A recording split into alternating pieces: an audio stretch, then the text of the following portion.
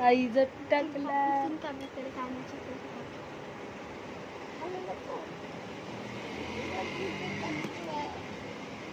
टाकला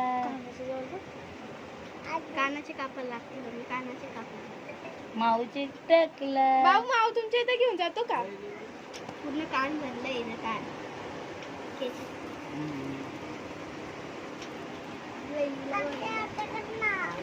हा असं करू ना तर त्याचं पण असं करायचं ते आलं बाई उसका पण बाई बाल बना यो कोणता वाला आर्यनचा दुसरा भाऊ